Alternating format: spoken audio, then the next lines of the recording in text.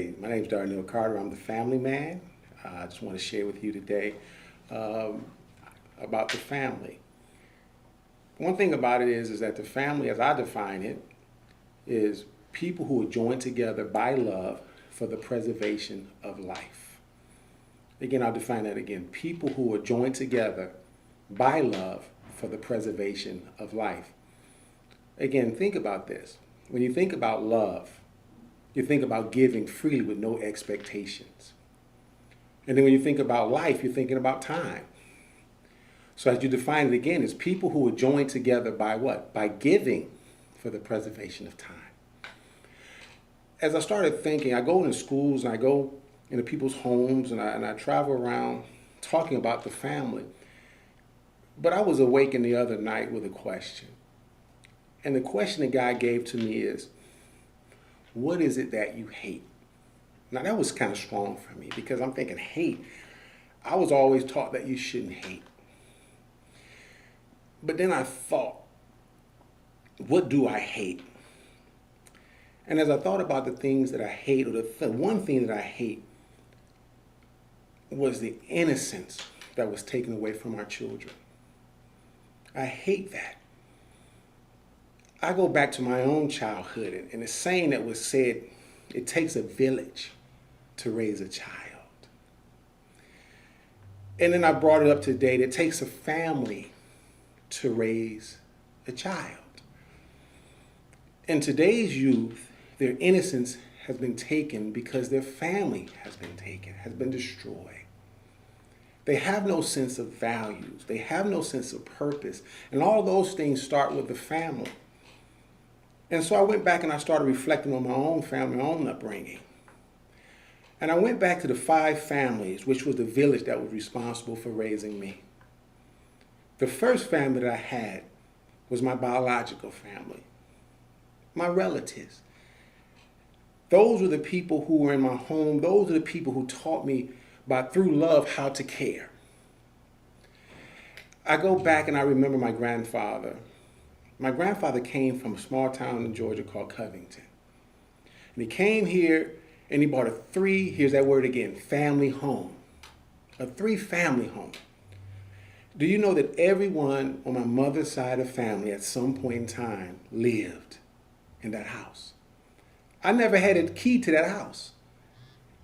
I didn't know the address to that house for some time because all we referred to it was the house. Where you about to go? To the house. I recall my grandfather had 2 jobs. My grandmother, actually, her main job was to support him and to be there for her family. In that house, there was parenting classes that were taught. Anger management was taught in that home. Domestic violence classes were taught. Substance abuse issues were dealt with there. I never spent one day in daycare or preschool because it was taught to me there. I knew how to spell my name. I knew my colors. I knew everything that I needed to know in preparation for kindergarten. But the most important thing I knew who I was. I think about today's youth when I speak to young people and they tell me about their family, there's one thing missing: the father. They'll tell me about their mother. They'll tell me about their sister. They'll tell me about everyone else, but they fail to mention that there's a father in the home. The other family that was responsible for raising me was a community family. See, the funny thing about the community was the store owner in the community either lived above or behind the store because he was a part of your community. In that community, you knew everyone on the street was Mr. Jones, Mrs. Smith, and they were part of your family. They knew your family. In other words, you would go to Mr. Eddie's store on Friday because my grandmother would cook fish on Friday, and on Friday, sometimes we were a little short, and he would give us the cornmeal in exchange for a fish dinner. I found out the hard way, one thing you could never do is steal anything from Mr. Smith's church. I tried to take a bag of potato chips once, and I never understood what it did because I got in so much trouble, but it wasn't so much about the potato chips as what it did to our family and how it made our family look. We had men in the community because community, again, what does it mean? Community means to come as one. We were one community, one family. We stuck together. Even as the kids, we could play on the street. We could play kickball, any bounce. But be careful. Don't let that ball go in Miss Jackson's yard, because that ball goes in Miss Jackson's yard. That's Miss Jackson's ball until Mr. Jackson came home. Mr. Jackson would come home, and somehow, I don't know what the conversation was, but because they had the dog named Rex, and as long as Rex stayed behind the fence, everything was cool. But if Rex got out, everybody went in the house. So when Mr. Jackson came home, on his way to walk Rex, he would throw the ball back out. You couldn't wait for Mr. Jackson to get home so you can get your ball back, because Miss Jackson, all she did was she stood in the living room area of her home or sat in a chair, and she looked outside. She knew everyone's business. And she was a part of your family, because you couldn't get caught doing anything because you knew Miss Jackson was going to tell. I miss Miss Jackson today. I miss Mr. Jackson today, because our children, they don't have the experience of a Miss Jackson or Mr. Lewis or Eddie's Corner Store. See, the corner store now is owned by Sam or Mike. At least that's what they tell us to call them. But they're not even from our community. They just come to our neighborhood. And there's a difference between the community and the neighborhood. So in other words, in the neighborhood now, people really don't know each other because they don't own, they don't buy. It's not a part of their family. I'm just living here temporarily, just renting. See, when I was coming up in that community, we owned our homes. Now no one cares about the home. As a matter of fact, Mr. Smith or Mr. Jones, what they did was they bought a home somewhere else and rented that home out. And that care for that home and for that community is not the same. The other family responsible for raising me was a church family. It was so funny because, and I forgive me when I say this, but back then the church was actually ran by a man and not a pimp. It was about salvation, not prosperity. I think today's church is more about prosperity than salvation. It's about having fans more than faith. See, the pastor can't say certain things because they don't want to offend anyone, because if you offend people, then they leave and then they take money with them. See, when I went to church, I was a little kid who loved going to church because it was a part of my family. It was in my community. My biological family went to the church. And the people who actually went to my church lived in the community, and the pastor also lived in the community. So therefore, we were all one big family, not people coming from different communities, coming in on Sundays and sometimes Tuesday, and then going back to their own prospective neighborhoods. And so therefore, the church stood for something as a part of my family. I love going to Sunday school. I look forward to it because, again, it was like being with family. I would stay and I would pray. And I truly believe that there was a God at an early age. I remember wanting to be a pastor, and I looked up to that man, and I said, man, I want to do that one day. And on a youth Sunday, when I got the opportunity to be in the pulpit and say the prayer, and the whole church like, oh, that young man's going to be a minister one day. I couldn't believe. I was like, oh my God, I can't. But then he died. The man of the church died. And then when he left, then the next person stepped in and changed everything. It didn't feel like family anymore. It didn't feel like home anymore. It felt like business. It felt like business, and so I just didn't feel welcome anymore. So I consider myself even today homeless, looking for that place to go where I can feel that family, where I want to go, not the obligation of church, but where I want to serve. I want to be with family. The other family that was responsible for raising me was a school family. My relatives went to that same school. That school was in my community. People from my church went to that school because it was a part of the same family, where there were teaching going on at that school, not facilitation. But someone came up with the bright idea to send us to different neighborhoods to go to school. Take us away from that family, that nurturing, where those people cared about your education, but more importantly, they cared about you as a human being because you were part of their family. I remember Mr. Black was the principal.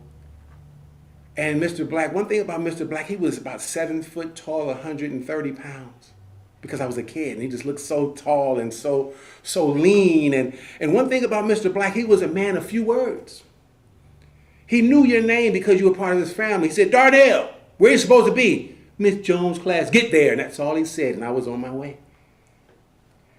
The funny part about it was when he left the school, He was replaced by someone who didn't care. Didn't care about me as a human being. So therefore, when they stopped caring about my education, guess what? I stopped caring about my education. See, today's children, what they're suffering with is plenty of people love them, but not enough care. You wouldn't send your child to day love, you send them to daycare, because not everybody that loves your child going to take care of your child. So what we have to understand is it's about family, and it's about the institution of family and how God created it to be. The other family was society. When I was a child, there were family shows that would actually come on television, and we would sit around at 7 o'clock, and we would watch these shows, and you would watch the Cosbys, and you would watch the Beavers, and you would watch all these families. There was a man who was the head of it. And somehow it stopped. And now you have reality TV. I don't know whose reality they're talking about. All of a sudden, my moral compass, I'm seeing men kissing, and I'm seeing females holding hands. I'm seeing all these things, and it's taking away the innocence of my child. So I go back to what I hate. I hate the fact that I live in a society that's taking the innocence away from my children, and I have to explain that to them just so someone can make a few dollars. And our children today don't know what family is. I'm going to say this in closing. It's so funny. My youngest son he's 18 now. He's my youngest son. And as the family man, I remember going to him one day when he was maybe 4 years old. And I said, Devin's name is Devin. I said, Devin, what's a father? Now, at that time, I was traveling around, and I was speaking, and I was doing all these things as the family man, and I was on the radio, and all these things going on. And he told me, he said, Daddy, a father is someone who's on the radio and talks on his phone, and he travels, and he does all these things, and then he comes home and he reads his son at night before he goes to bed. You know what my son told me? Because on the surface, that sounds like a great father. But what my son told me was, Daddy, you're there for everyone else. They get the best of you, and I get the rest of you. So at that point, I had to take a hiatus to raise my son and do all of the things that I thought a father should do, and let him understand that this is what a family is, and this is what a man is. And it's so funny, even to this day, he'll ask me when I leave home, Daddy, what time are you coming back home? I challenge my men today, my fathers, my husbands, because society tells you it's okay to be a baby daddy and pay child support but not spend the time. Society says it's okay to have a baby's mama and not a wife. See, I'm looking at our family now, and that women are doing what they have to do because men aren't doing what they're supposed to do. If men did what they were supposed to do, what would women have to do? Women only are doing what they have to because we're not doing what we're supposed to. In the words of my son, Devin Carter, Daddy, when you coming back home? We need you in the family.